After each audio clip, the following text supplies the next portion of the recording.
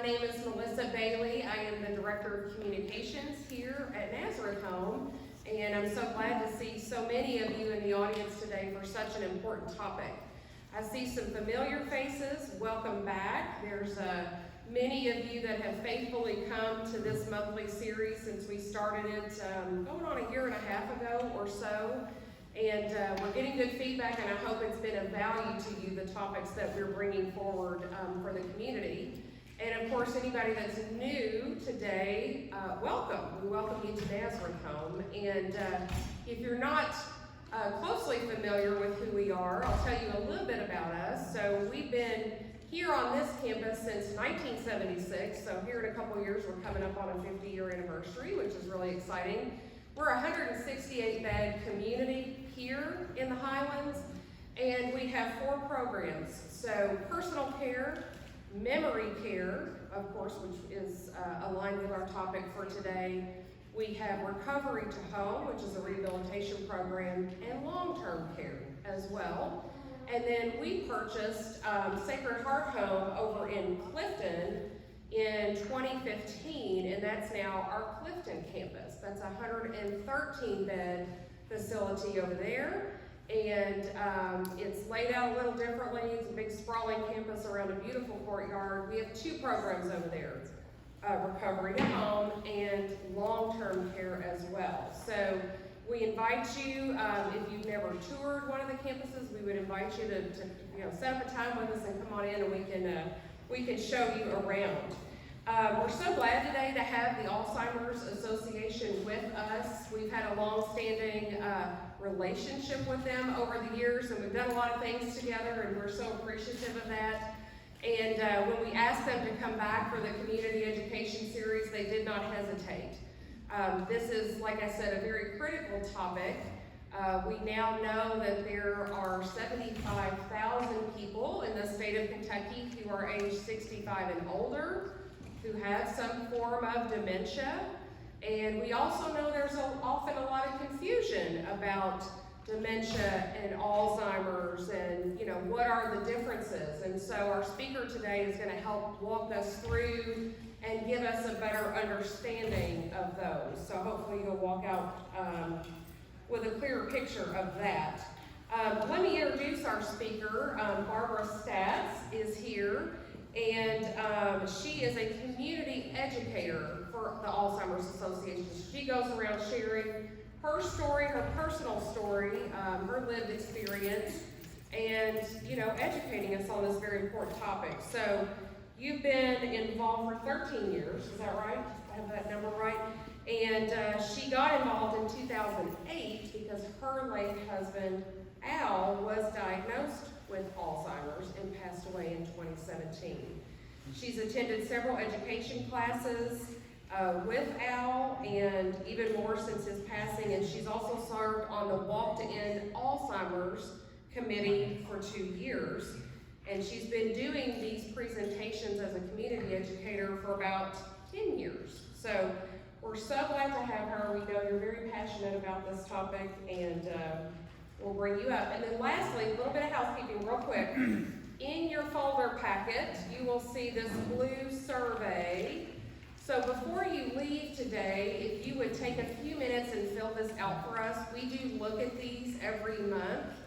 And, we're very curious to get your feedback on whether this topic was helpful and valuable to you, and if there are other topics down the road that you want to hear about.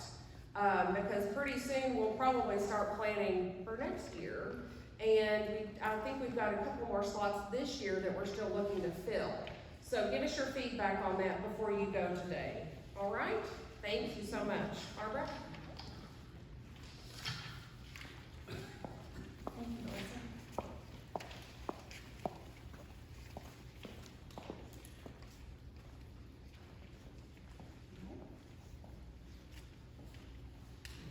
Can you hear me? Yes. Okay, great. Okay, first of all, I want to welcome you to Understanding Alzheimer's and Dementia, which is presented by the Alzheimer's Association. How many of you here either have a loved one or a friend or someone you know that's been diagnosed with Alzheimer's or another dementia? Whoa. Yeah, good. Well, you're right where you should be. I'm so happy to see you here today. Like Melissa said, I am Barbara Staats, and I'm a community educator for the Alzheimer's Association. The reason I got involved was in 2008. As she said, my late husband Al was diagnosed with Alzheimer's. After the initial disbelief wore off, we both did everything we could to learn as much as we could about Alzheimer's, and then also to educate other people.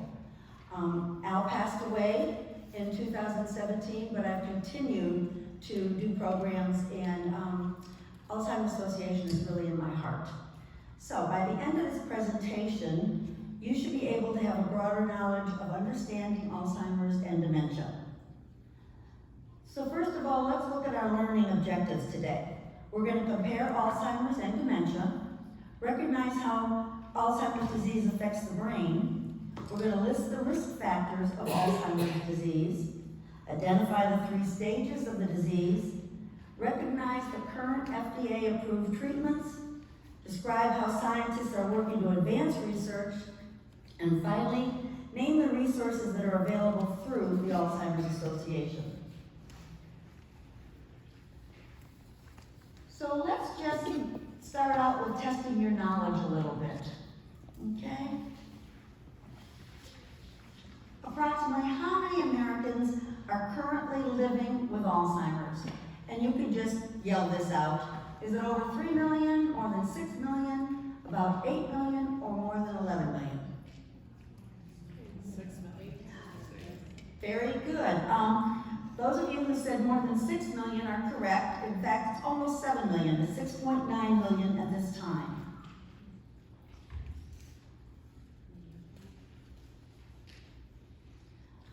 Okay. How many Americans provide unpaid care for people living with Alzheimer's or other dementia? Would it be 8 million, over 11, over 14, or more than 18? Well, currently there are more than 11 million Americans who provide unpaid care for people living with Alzheimer's or other dementias. And more than 80% of the care provided at home is delivered by family members, friends, or unpaid caregivers. And over half of the caregivers either have to go into work late, take time off, or quit altogether due to the caregiving demands. Now those caregivers provided approximately 15.3 billion hours of care last year, and that was valued at nearly $257 billion. Now here's another statistic that I find just totally mind-boggling, but it's true.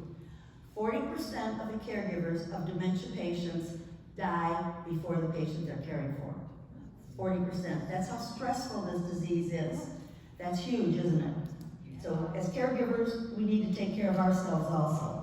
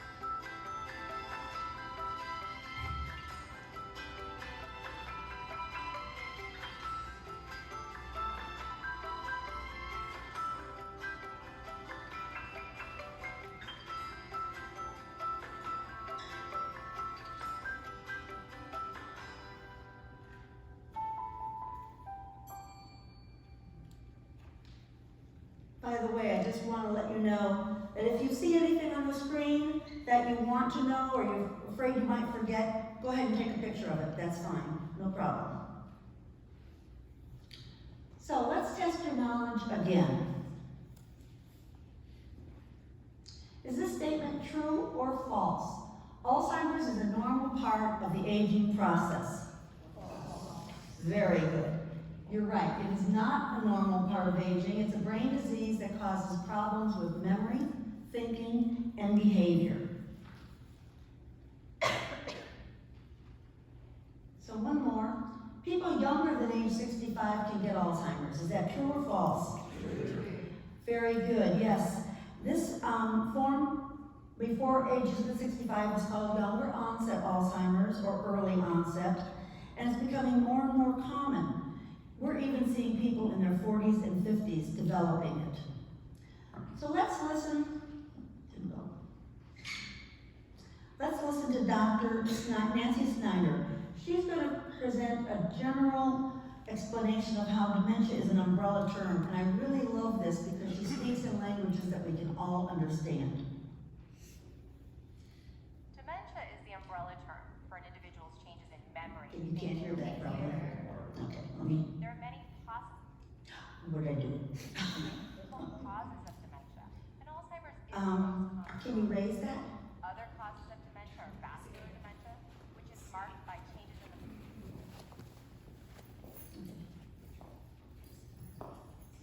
Okay. Try this again. Dementia is the umbrella term for an individual's changes in memory, thinking, or reasoning. Can you all hear it? There are many possible causes of dementia, and Alzheimer's is the most common cause. Other causes of dementia are vascular dementia, which is marked by changes in the blood flow in the blood vessels in the brain. Dementia with Lewy bodies, identified by specific brain changes throughout the brain that include the buildup of a protein known as alpha-synuclein. And frontal temporal dementia, which is marked by brain cell lines in the front sections of the brain toward the frontal lobe. Each type of dementia may have distinct characteristics to cause specific behaviors in the individual, but there is also some overlap in behaviors among the types of dementia. Well, that'll make us all sit quietly, won't it? What Dr. Snyder was saying is there's several different types of dementia. Alzheimer's is one of those types. Vascular disease, Lewy body, frontotemporal, those are all other forms of dementia. So if somebody says to you, I have dementia, you might want to ask, what kind? Because that's the overall umbrella of the different types. Now, as Dr. Snyder said, Alzheimer's is the most common cause. If it caught in 60 to 80% of all dementia cases are caused by Alzheimer's. Second most common is vascular disease, and many times there's a combination. We call that a mixed dementia. So you can have more than one different type at the same time. Let's listen now to Gail, who's caring for her husband, and I hope you all can hear her.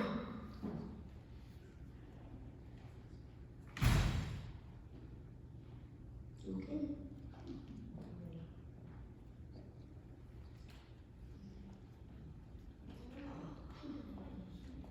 I don't know what happened.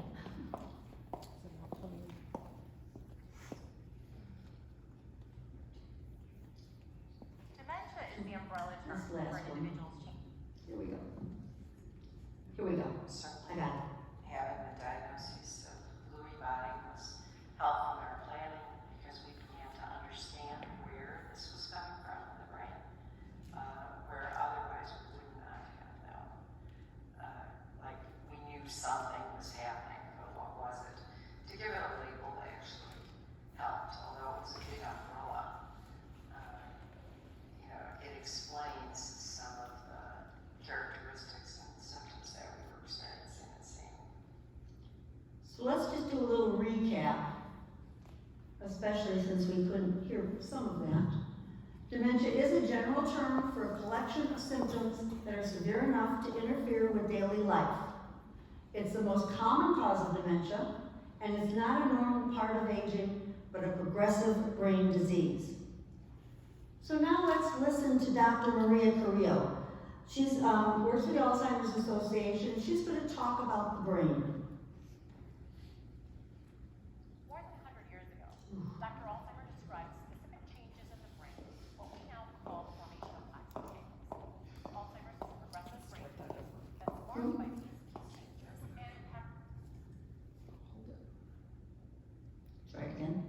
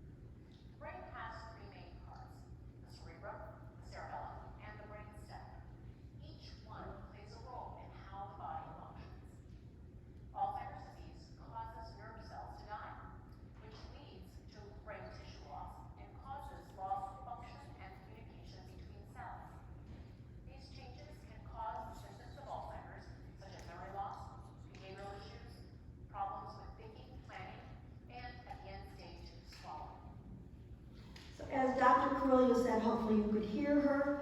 Our brain, it is a brain disease, Alzheimer's, and our brain is the most complex and powerful organ that we have. But you know what? It only weighs about 3 pounds. Now, when Dr. Alzheimer's described the changes in the brain, he described them as plaques and tangles, and Alzheimer's does cause the nerve cells to die, which leads to actual shrinkage in the brain. I didn't know this before, but the brain actually shrinks. Now, if you have one of these, you can share it with the person next to you. Okay. This is my late husband's brain 2 years before he passed away, an MRI of it. Now, this is the outer skull. So the white in here, if you see the white parts, that is actually where the brain has shrunk. So we know that when the brain shrinks and there's nothing there, whatever part of the brain that controlled is not able to control it anymore.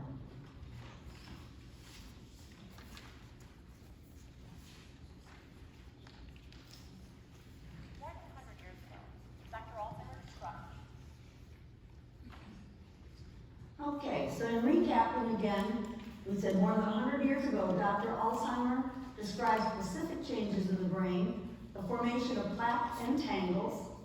It causes nerve cells to die, which leads to the shrinkage of the brain, and the brain changes result in changes in memory, thinking, and behavior. So let's talk a little about the risk factors. You know, everybody really is at risk for developing Alzheimer's because we all have a brain, right? But there are a few known factors that increase the person's risk of developing Alzheimer's. So let's go back to testing your knowledge a little bit again. What is the greatest known risk factor of Alzheimer's disease? Is it genetics, family history, and age, or age? I heard some people saying age, and that's correct. Age is the greatest known risk factor. And after the age of 65, the risk of developing Alzheimer's doubles every 5 years. And 34% of the people who are 85 or older are living with the disease. So let's hear now again from Dr. Snyder. She's going to explain the most common risk factors. Alzheimer's disease is marked by specific brain changes that result in clinical changes in individual experiences. That is, changes in memory, thinking, or reasoning. And ultimately, Alzheimer's is fatal. The exact cause for these changes is unknown, but there are some hints as to what may contribute to an individual's risk. Age is the greatest known risk factor for Alzheimer's. And when we look at populations of people, we see an increased risk over the age of 65. However, Alzheimer's is not normal aging. Family history is also a known risk factor. Research has shown that those who have a parent or a sibling with Alzheimer's are more likely to develop the disease, and that risk increases if more than one family member has Alzheimer's. When we talk about the genes involved in Alzheimer's, there are two categories that could potentially be involved: risk genes and deterministic genes. Risk genes increases an individual's risk for developing the disease, but does not guarantee that they will develop Alzheimer's. Deterministic genes, which are rare for Alzheimer's, guarantee that the person will develop the disease. Do you think you want to try putting it into my laptop? Oh, okay. So now let's look at some populations who are at higher risks for developing dementia. First of all, Black Americans are about twice as likely as whites to develop Alzheimer's or another dementia. Hispanic Americans are about 1.5 times more likely, and almost 2/3 of the Americans living with Alzheimer's are women. So I happen to have a triple whammy because my dad had dementia before they even knew the different names. My brother now has vascular dementia, and I'm a woman. So I have to be really careful. Let's go ahead and recap one more time. Age is the greatest known risk factor. An individual's risk for developing the disease increases at age 65. Family history is also a known risk factor. Having a parent or a sibling with the disease increases your risk. Risk genes, deterministic genes, are the two types of genes associated with Alzheimer's. Black Americans, Hispanic Americans, and women are at an increased risk.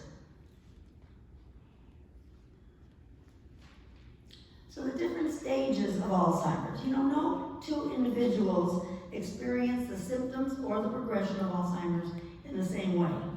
So let's listen to a few people describe what it's like to live with dementia. First, we're going to hear from Teresa. I'm like the overachiever that's in, and when you're unable to deliver or you're not performing at the same pace that you once did before, that's frustrating. It's frustrating to not know where you place things. It's frustrating to not be able to explain to someone the problems that you're having. You can't articulate it in a way. It's frustrating to read something and you forgot what you read. It's frustrating to continuously have to change your password and just changed it last week, and you're constantly doing the same thing over and over again. Now let's listen to Phil.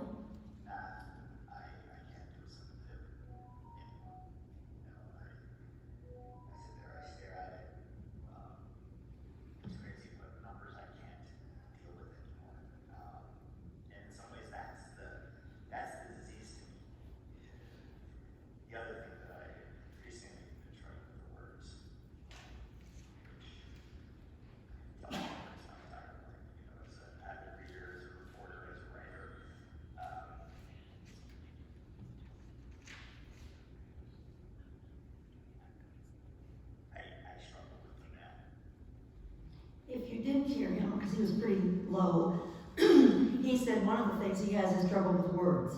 And I think you could see at the very end, he was struggling to find the right words to finish the sentence. Tom? I think the thing that surprises me the most about my dementia is that it is progressive. And I'm finding that I'm forgetting more. And they do memory tests for me all the time at the doctors. And so that becomes a little disconcerting at times, to see my cognitive impairment continue to decline. But again, I really have hope. I don't live really in the future. I can't live in the future. I can't worry about what the future is going to bring. I have to live for today. So let's learn now a little bit about the progression of the disease. The progression of Alzheimer's disease from no cognitive symptoms, unnoticeable brain damage, to problems with memory, and eventually physical disability is called a continuum. And there's basically 3 phases of the continuum. The first phase is called asymptomatic.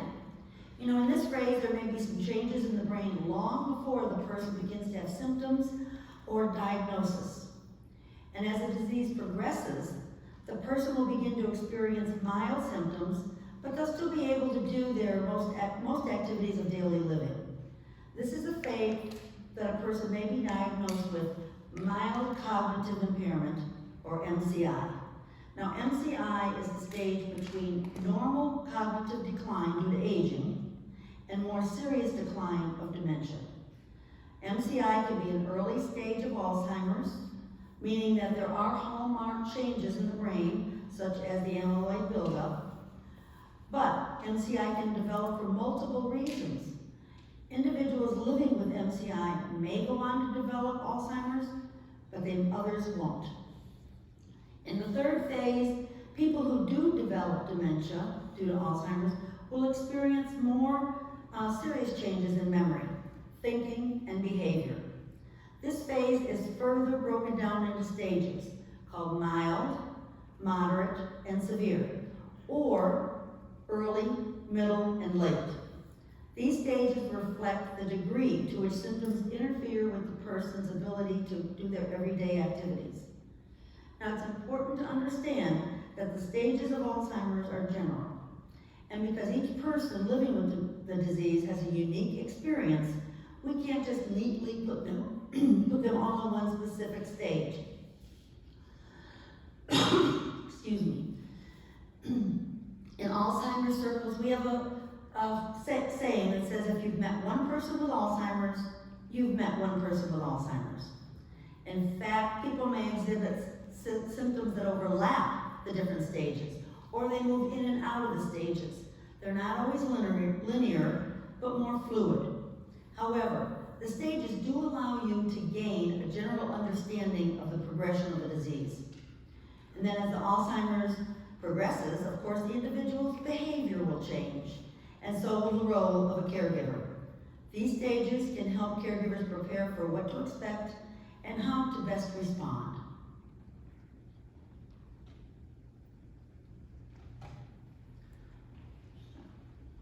Okay, let's talk about some FDA-approved treatments. You know, until now, the only treatments available helped with the cognitive symptoms of Alzheimer's disease. Now, I need to make sure you understand that those treatments do not address the actual disease, they address only the symptoms. So, some of those treatments are Aricept, which is a generic name for donepezil. Exelon, generic name is rivastigmine. Razidine, the generic name is galantamine. Namenda, which is the generic name of memantine. And Namzaric, which is a combination of memantine and donepezil. Now, many times, Aricept and Namenda are given at the same time, and we call that a drug cocktail. In 2014, Namzaric came on the market.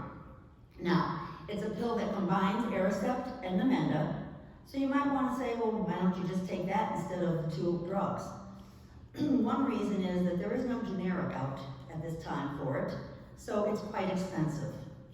I kept Al on both Aricept and Namenda because they were generic, they were cheaper, and also I didn't want to take him off of them because if the person progresses when you go off the off the meds and you put them back on, they won't go back to the original state. They'll stay at that progressive level, and I didn't want to take that chance. Now, at this point, we do have some real hope for the future. You know, in January 2023, Aduhelm was approved for actually attacking the disease, not just the symptoms. And then this year, earlier, Leqembi was also approved. Now, Leqembi has been approved by the CMS, the Center for Medicare and Medicaid Services, which means they will pay.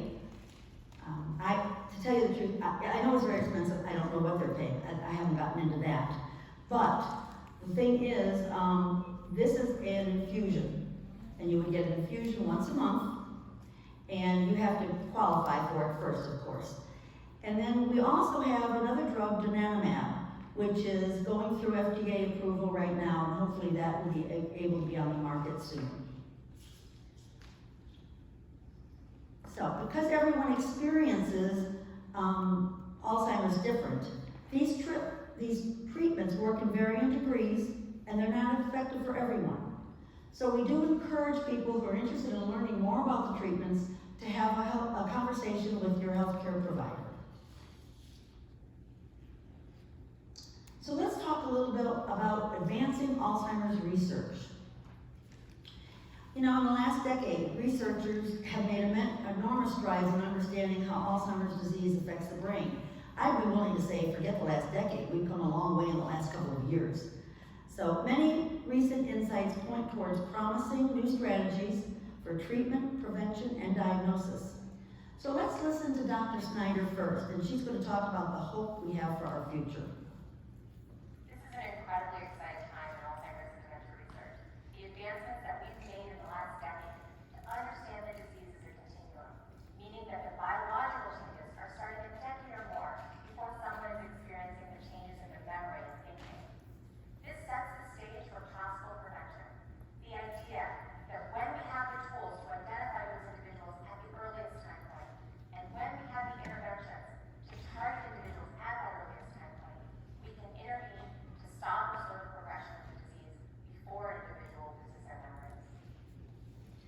now let's listen to Dr. Carrillo. Growing evidence indicates that people can reduce their risk of cognitive decline by adopting key lifestyle habits. More and more research shows that factors like exercise, nutrition, and aggressive management of cardiovascular risk factors may impact our ability to slow cognitive decline as we age. And through current studies, we're exploring how certain lifestyle factors may even reduce the risk of developing Alzheimer's and dementia. Now, Mary is a caregiver, and so we're going to listen to her now as she talks about a lot of the hope that she feels. A lot of hope does come from the Alzheimer's Association, all the research that is being done. Even though there is not a cure today for the disease, I know in my heart there is going to be a cure one day. And I know we're getting closer for that cure. Because even if you fail in a research study, you learn from that failure in the research study. That failure always brings progression. And now Les is going to talk about his role as a caregiver and his hope. It's nice to see the association spearheading in many ways the emphasis on getting the money at the federal level and at the private sector to get the research done so that someday there will be an effective treatment, hopefully cure, hopefully prevention. So in 2023, Senator Susan Collins put through a bill, and it was approved by the government, so that for $3.7 billion for supporting Alzheimer's research. So that's fantastic, and we just need more of that to go keep on going. So let's talk about clinical studies. First of all, let's listen to Dr. Fargo. Participating in a clinical study is one way that everyone can get involved in a very direct way in the fight against Alzheimer's disease. And for people who currently have dementia or Alzheimer's disease, there are some additional benefits. You get access to very close medical care. You also may be among the first people to have access to the treatments that will eventually prove to work. You might hear the phrase negative trial, which means it didn't hit the endpoint. It didn't result in FDA-approved treatment for the disease. But I think the only negative trial is one that doesn't provide us with valuable information. If the trial is well designed and is a good scientific experiment, we can get extremely valuable data that can help plan the next trial and make it even better than the last one. And it gets you that much closer to that FDA-approved drug, to that effective treatment, and maybe someday even prevention. So, Al was in 2 clinical trials through Trial Match, and the first one was what Dr. Carrillo described as not getting FDA approval, but they did learn a lot from it. Now, the second one he was involved with, he was in it for 18 months until he could no longer participate because of his progression. But while he was in the study, he saw a neurologist every month. He got an MRI every 3 months, and he had excellent care through the study. There's no way you're going to get that kind of attention from a neurologist or that kind of MRI results or anything like that without a clinical study. And also, Al felt maybe he was being useful in helping to find a cure. So I truly do recommend the clinical studies. And they have clinical studies out there for people with healthy brains. They need healthy people and people that have dementia. By participation. Whoops, sorry. I guess I cut her off. By participating in clinical research, you can move us toward methods of treatment and prevention for all those affected by this devastating disease. Alzheimer's Association Trial Match is a free clinical studies matching service for those with dementia, caregivers, and healthy volunteers. To start, simply create a confidential user profile and receive a list of studies that may be a match for you. Don't just hope for a cure, help us find one. Alzheimer's is difficult, but you don't have to go it alone. So let's learn a little bit more about the Alzheimer's Association and how we can help individuals and families all across the country. As you can see from this map, there you go. As you see from the map, Alzheimer's Association is in every community across the country. We provide services to individuals and families facing the disease and leading the way to end Alzheimer's and all other dementias. Our vision is a world without Alzheimer's and all other dementia. So, here are some of the key resources. First of all, our hotline, or helpline, the 800-272-3900. Now this helpline is available 24/7, every day of the year, Easter, Christmas, 3 in the morning, 6 at night. You're going to be connected with a highly educated and trained staff member who can help with education, decision-making, crisis assistance, resource identification, or just provide an ear to listen to you. Master-level clinicians are available around the clock to provide this in-depth care, and it's a free of charge care navigation service offered by families at any stage of the disease. So let's listen first to Tim, who made a call to the helpline. I've had a couple of phone calls that I've been able to make into the call center. When I've had a couple of quick questions that I wanted to ask. You know, a couple of nights, 2 o'clock in the morning, you have questions, you have anxieties, and I just struggle dealing with them, and it's amazing. It was one of the best things they ever did was keeping the call center on educators now. Just another person you can call who is aware of what you're going through. So next is our online website, alz.org. Now this is often the first stop that people make following a diagnosis of Alzheimer's or another dementia. It includes sections specifically for people living with the disease and caregivers. So let's hear from Teresa again, who is living with the Alzheimer's, and she's going to talk about questions she had and all the information that she found out from alz.org. When I went to the Alzheimer's Association website, which is alz.org, then I was trying to find out more about what is Alzheimer's, what really is this disease, what is younger onset Alzheimer's, what is dementia, is there a cure, how many people are affected by this, where can I go for resources, where can I go for help, what do I do with this, how can I handle this, is there more people like me out there, is there someone that I can talk to if I need to, and there I found the support line is 24 hours a day, there I found where I can go for workshops, where I can go and read things and postings that people have done, where I can find out what events is happening in the Alzheimer's Association, where I can see how this affected people around the globe. And last, our alz.org/CRF, which stands for Community Resource Finder. This is going to be a wealth of community-based resources available in our area or any area. It includes long-term care, community-based services, local Alzheimer's offices, and the offering of programs and support. So if you'll visit alz.org/CRF. Now let's listen to Tom, who has Lewy bodies, and he went and Googled this. I've been diagnosed with dementia. The one place that I know I can go to for assistance and help and support is to the Alzheimer's Association. There are people there that I know by name that I can contact if I'm having a difficult time or if I'm struggling to find some resource that they will provide that to me. So, now let's talk about ways that you can join the fight. Okay, how about being a volunteer? Whether you can spare a few hours a week or make a more significant commitment, you can always volunteer at the Alzheimer's Association. There are so many opportunities available, including becoming a community educator or joining our Walk to End Alzheimer's committee. There's many, many volunteer areas. Advocacy. Advocacy is so important.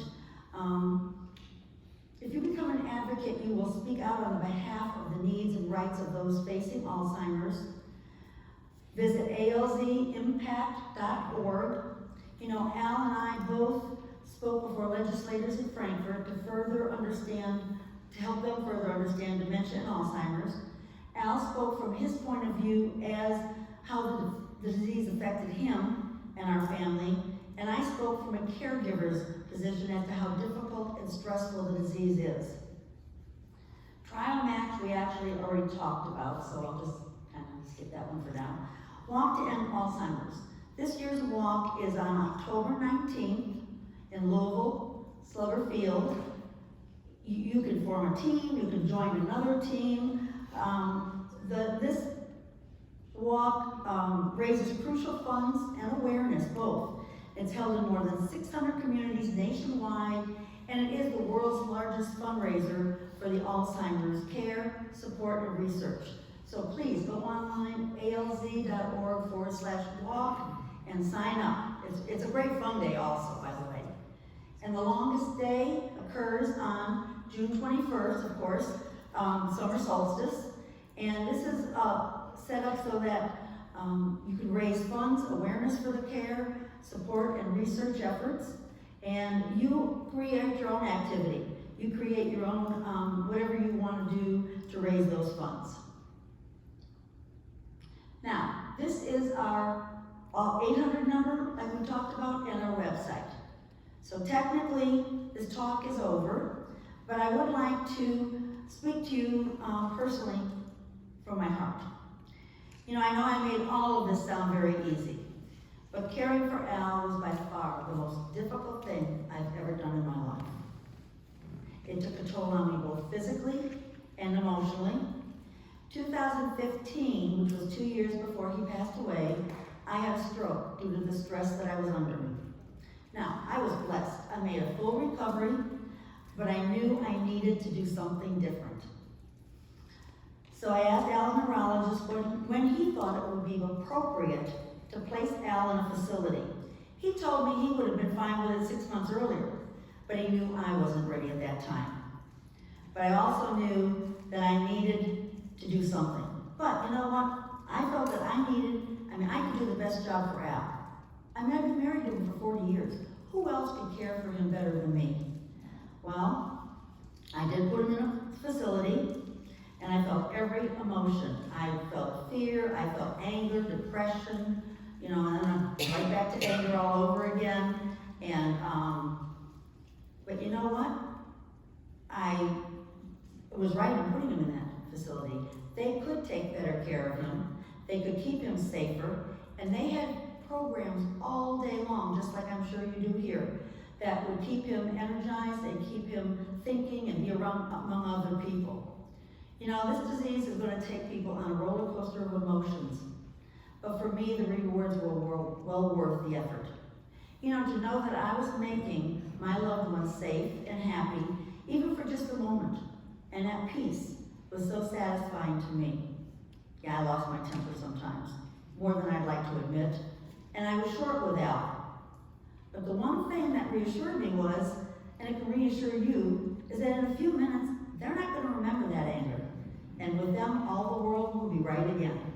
So, thank you very much for letting me talk today. I will entertain any questions if you have them, or comments. Yes? Could you explain further why, excuse me, there are differences within certain ethnic groups in Alzheimer's? Okay, what we think, possibly, we don't know for sure. We think possibly the reason that they're higher in African Americans and in Hispanics are because they also have a higher vascular disease. And that could be playing a role in Alzheimer's and many other dementias. So that's probably, but like I said, we don't have positive information on that. Sure. Yes. So, with my mother, we've had some where she likes to disagree. She will disagree with you. And then she'll ask for clarification. She'll ask for you to agree that what she's saying is correct.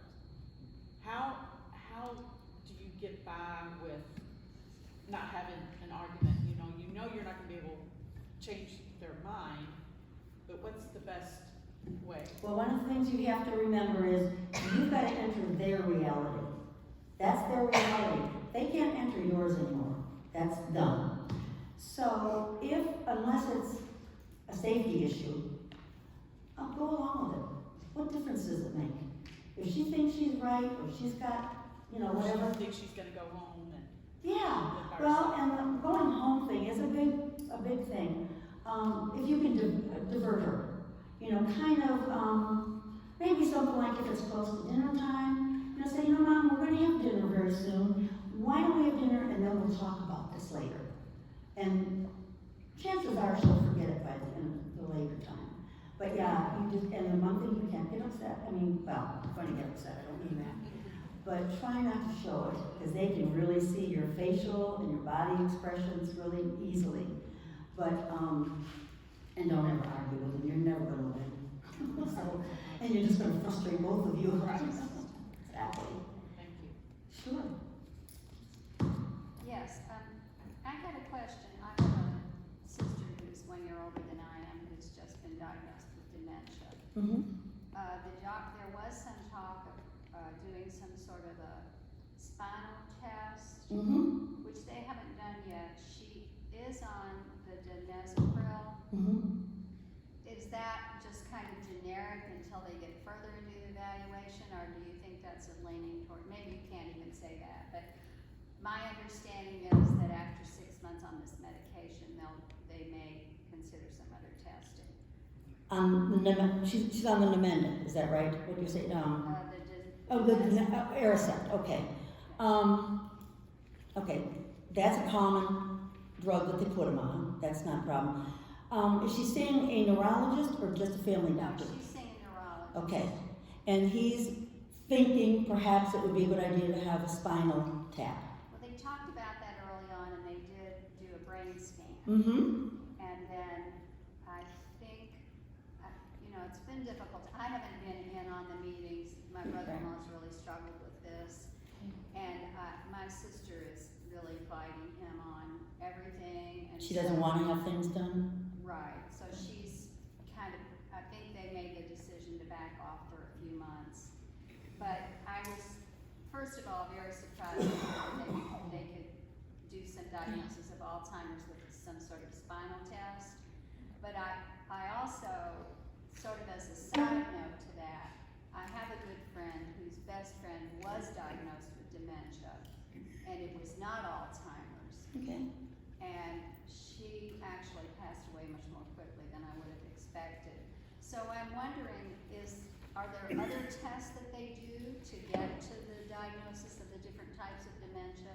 Seems like Alzheimer's is the most common. It is the most common. It accounts for 60 to 80%. What they do, the brain, probably an MRI that they did on your brain, that's one of the tests. Yes, I think And the spinal tap is another test. We've discovered now that through the spinal fluid, they can determine whether it's Alzheimer's or not.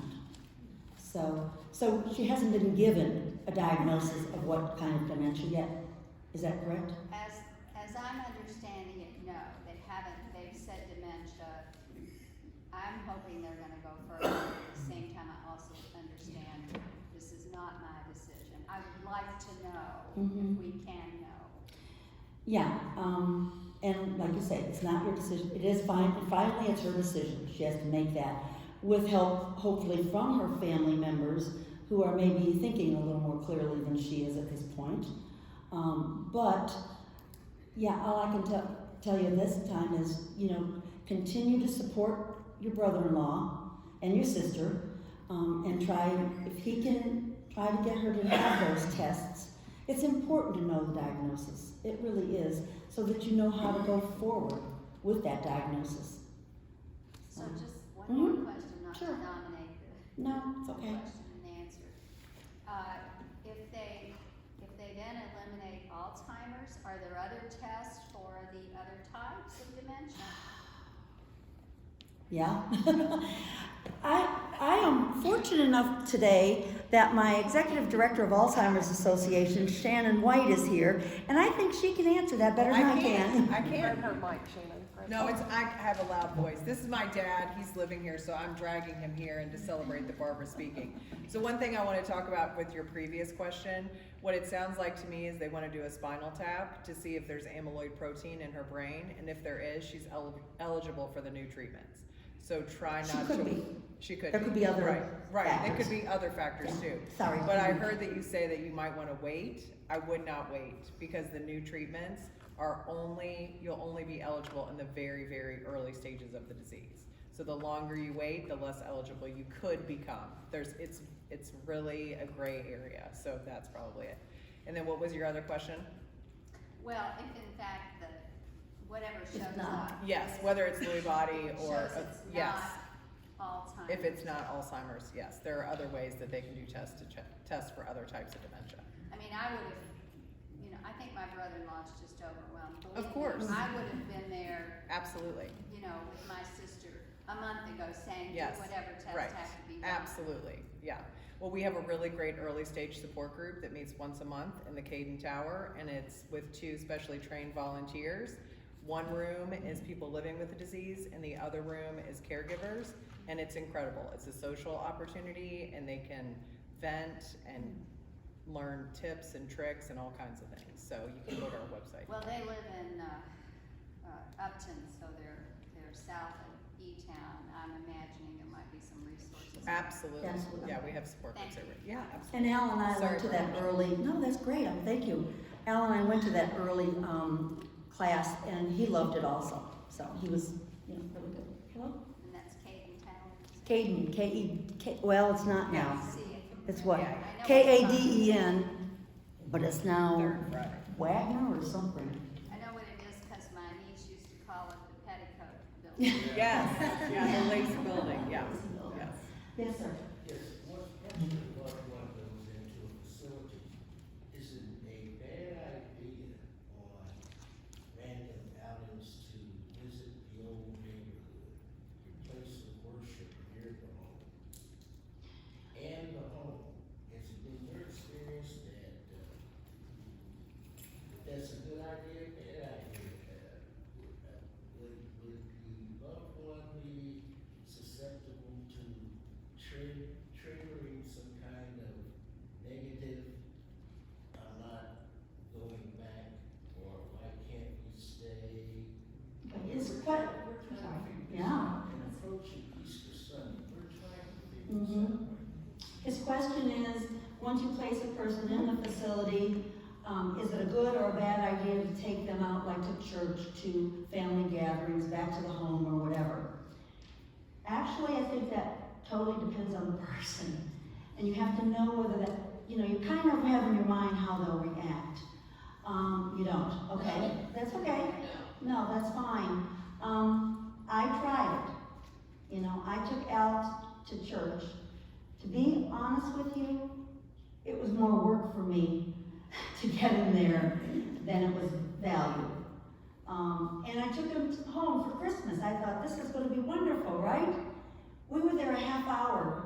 And of course, the young kids are jumping around, the grandkids. And we were there a half hour, and he said, when are we leaving?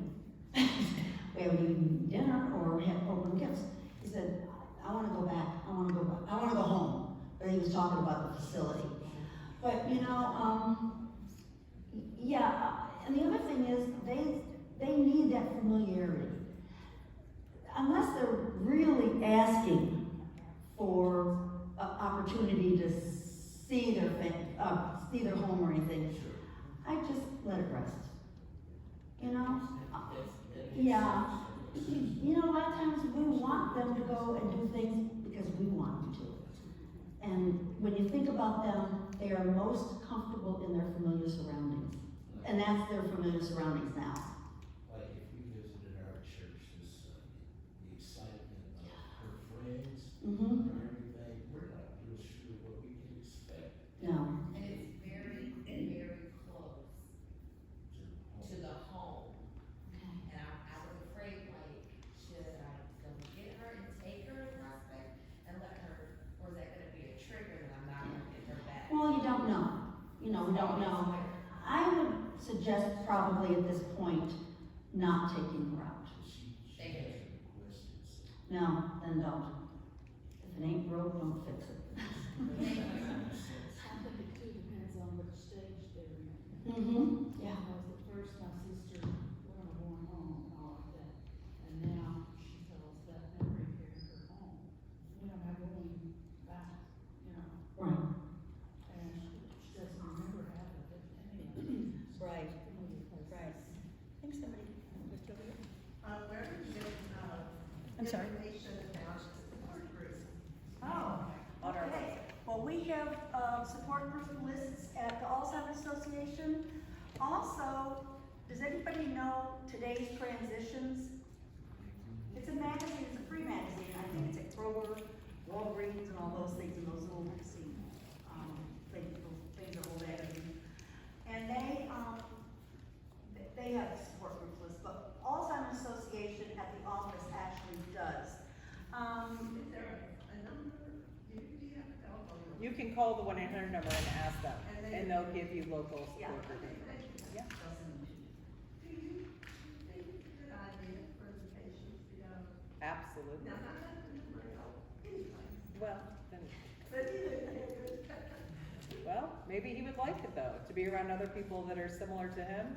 You might want to try it. Then he can talk about what's affecting him. He'll listen to others and think, oh yeah, that's, Do they have any online? Yes, we have virtual support groups online too. Even for the patients? I don't know. yeah, I think so. I don't think we have any I local think the early, online.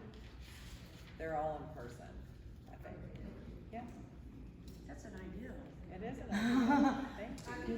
Yeah. Do Zooms. I know, yeah. I couldn't hear, but I thought I heard someone say something about a magazine with information, and what was the name of it? Today's Transitions. I have a copy, I'll get. Oh, great, okay. Yes, I'll get you. Today's Transition is a magazine that has all kinds of information in it. And of course, the Alzheimer's Association. I have a question, do you all know any, knowledge about how the research at U of L and UK, I know they have two research programs going on. I don't know anything about the research at U of L. Now, I know Norton's here in Louisville is the only hospital that's doing those infusions for the Leqembi drug. Sanders Brown Center on Aging in Lexington is doing trial studies and all kinds of studies.